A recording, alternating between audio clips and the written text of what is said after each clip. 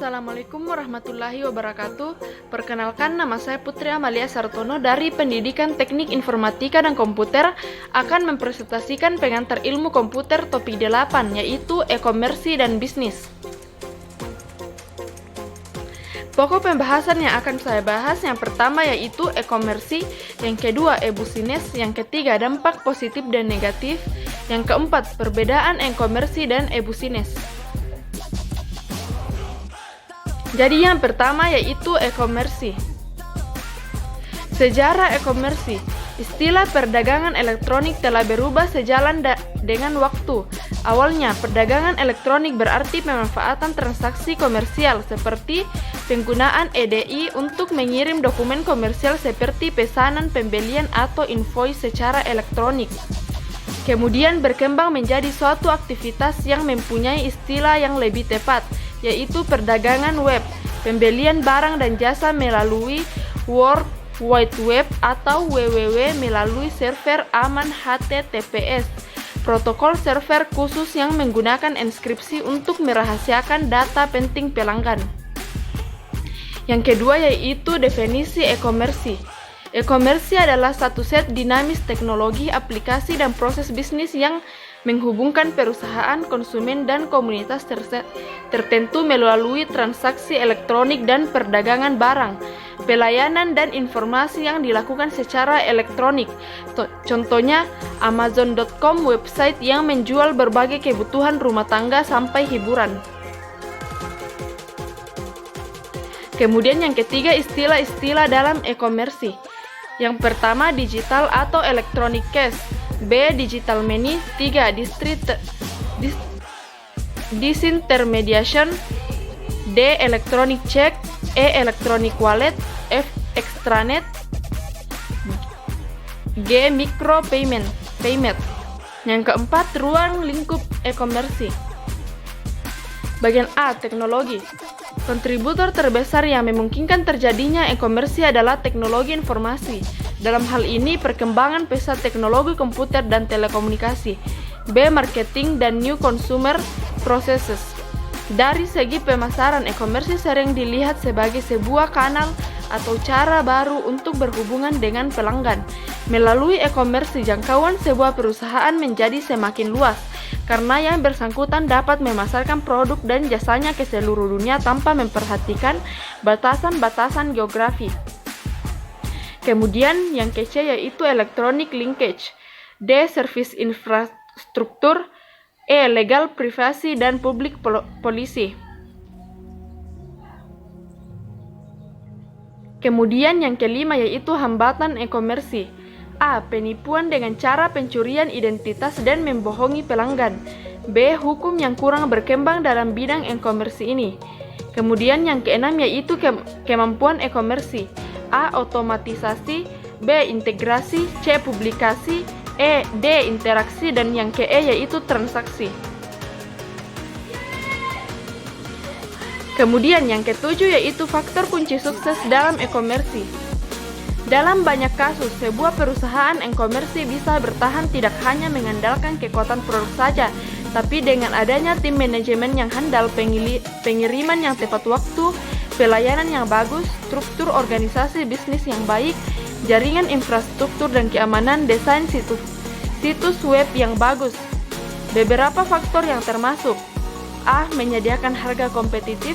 B. Menyediakan jasa pembelian yang tanggap, cepat, dan ramah. C. Menyediakan informasi barang dan jasa yang lengkap dan jelas.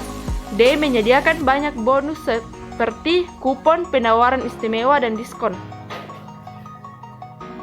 Kemudian yang ke-8 yaitu aplikasi e-komersi.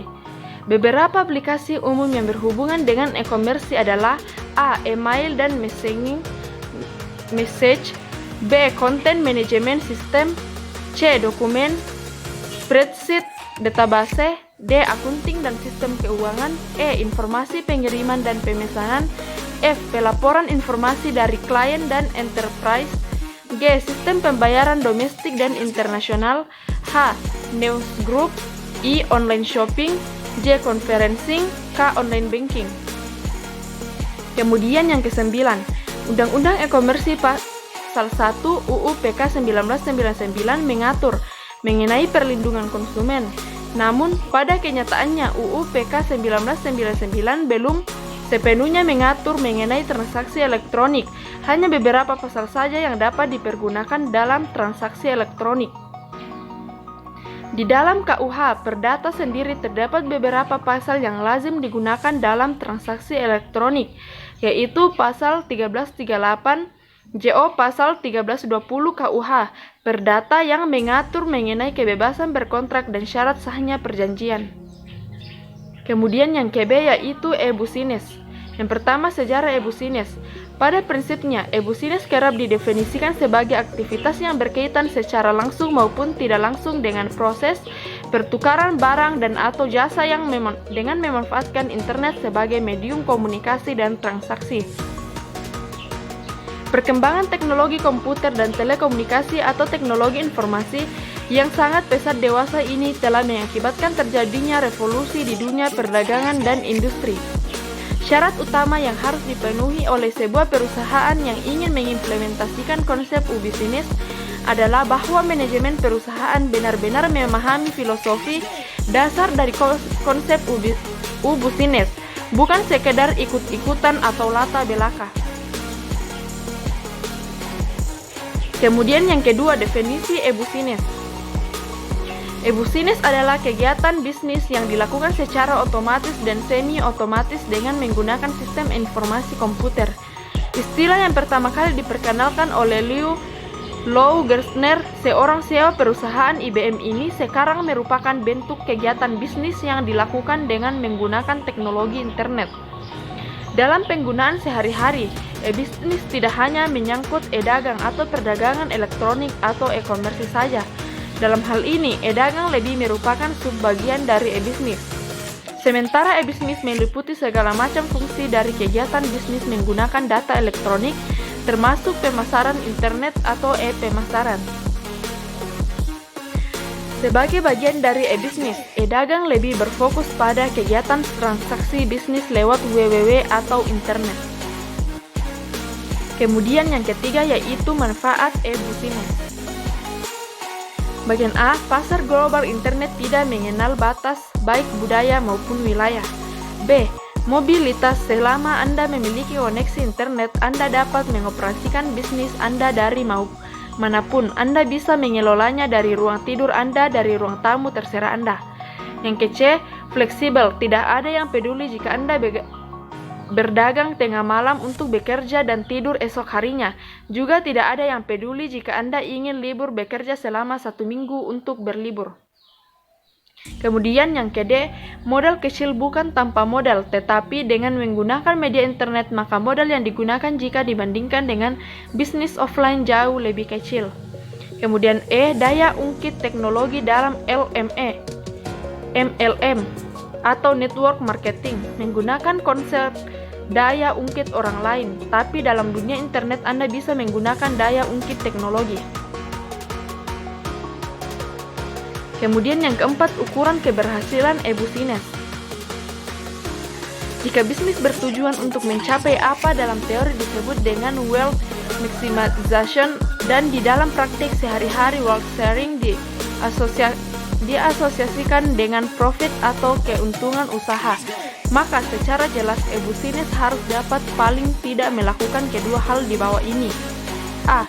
Seberapa tinggi potensi penambahan revenue atau pendapatan perusahaan baik secara langsung maupun tidak langsung yang didapat pada saat konsep e-business diimplementasikan. Dan B.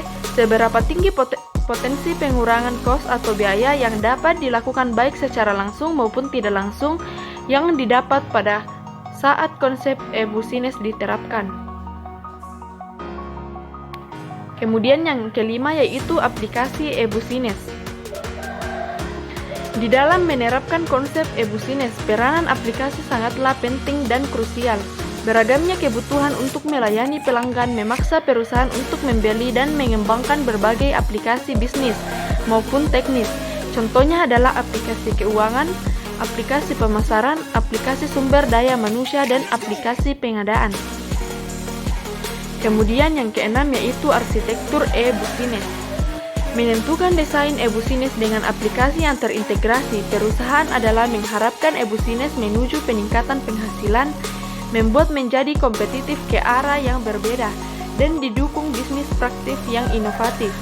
Untuk menuju tujuan dari suatu organisasi tentunya harus memiliki bentuk yang jelas. Arsitektur e-business adalah gambaran terpusat bentuk baru dalam hal fungsi proses, paralel dan dalam membangun arsitektur e-business membagi pada fungsi proses persilangan yang terintegrasi untuk kebutuhan yang banyak perusahaan. Kemudian C. Dampak positif dan negatif. Yang pertama, dampak positif e-commerce dan e-business. A.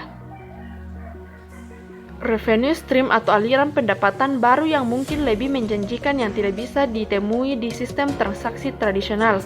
B. Dapat meningkatkan market exposure atau pangsa pasar. C. Menurunkan biaya operasional atau operating cost. D. Melebarkan jangkauan atau global reach. E. Meningkatkan customer loyalty.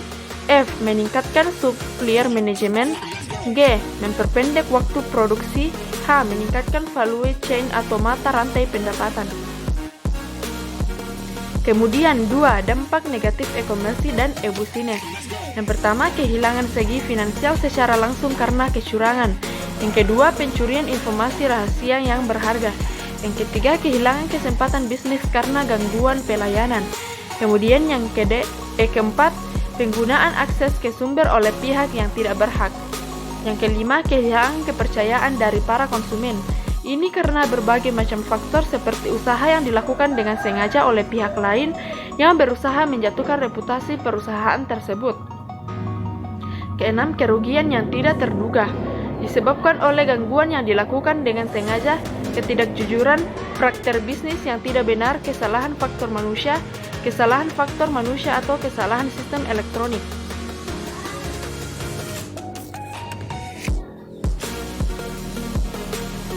Kemudian yang kedua yaitu perbedaan e-commerce dan e-business.